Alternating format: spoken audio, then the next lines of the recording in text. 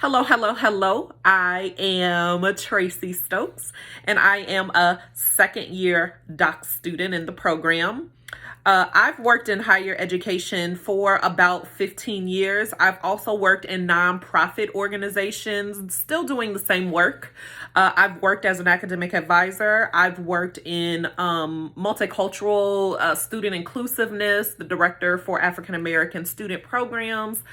I have also been the director for diversity, equity, and inclusion at a 2-year institution. When I was an academic advisor and the director for African American student programs, I was at 4-year public regional institutions. So in those two institutions, most students were commuters. So I'll get into it. So social justice to me is really being an advocate for those who are oppressed, really challenging the status quo, challenging those systems, those power structure, to really advocate and provide equitable access to education, to wages, right, for women, for folks of color. It's really making sure that the stories and lived experiences of marginalized and oppressed folks are really heard and really taken into consideration when it comes to, like I said, access and equity. And so I think the next question says, how does this show up for me as a student professionally, and as a higher education professional? I can remember as an undergraduate student, I have always been an advocate. I have always been probably one of the ones who speak up for those less fortunate, who are, I didn't really know back then that what I really was a social justice advocate, right? I never had an issue speaking up and standing up for students of color, for women, for students with disabilities. Back then, I worked for disability services, and so that was really a focus for me. I can say as a higher education professional, nothing changed. As I became a more seasoned professional, I learned that, though I was a mid-level manager, my seat at the table really made a difference.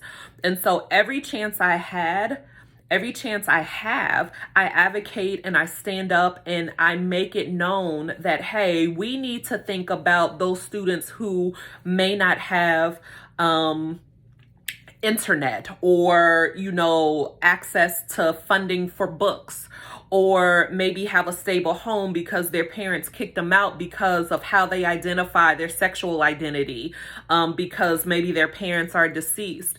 And so I really pride myself in really looking and thinking about those who may not have the same experiences as me. And again, to me, that's what being a social justice advocate, that's what social justice is to me. It's really remembering and thinking about someone other than yourself, because you have gotten to the place you are because you took into consideration your lived experiences and it got you to where you need to be. Sometimes we have to remember to scale back so that we can remember that other folks need to get to the same place that we are. And we have to remember that everybody doesn't have the same opportunity because of maybe experience, because of maybe discrimination, because of lack of access. And so we really have to make sure that as we think about diversity, right? Diversity is more than just saying, okay, we have a Black person, a white person, a person of color, we have a person of a different LGBTQ, somebody who identifies as LGBTQ. It's really more than that. It's really thinking about the structures that be so that we can make systematic changes that are lasting. Okay. Do I align with the kinds of diversity promoted within the institutions that I served? I can't say that. I can say that I have agreed with bits and pieces, but I think at the institutions that I have been associated with, I think that a lot of them did a good job with having programs. But I think an issue with a lot of institutions is that we don't have plans in place to sustain those programs. We don't have we don't have systems in place to assess them. That's what I couldn't think of. We don't have systems in place to assess these programs. Who are we serving? Why are we serving them?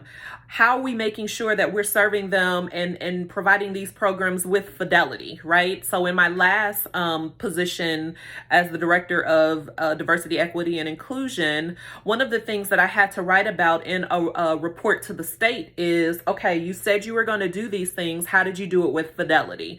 And so I think that social justice is really thinking about those things. And I think we also have to have a communication plan, right? Communication practices. And what I mean by that is we have to make sure that the right person is communicating the things and the mission and the goals that the institution or organization has. So for example, if a president of the university really takes charge and takes hold and they are a champion for these policies and these things that the executive team said that they want to do, the president has to, number one, state the mission. They have to be a champion. They have to set parameters, set expectations, so that when you divide these policies, these programs, these initiatives up, everybody is on the same plane. Everybody has the same goal in mind. And so that everything that they're doing, everything that they're fighting for really goes back to the mission. And so that's what I mean by communication pods.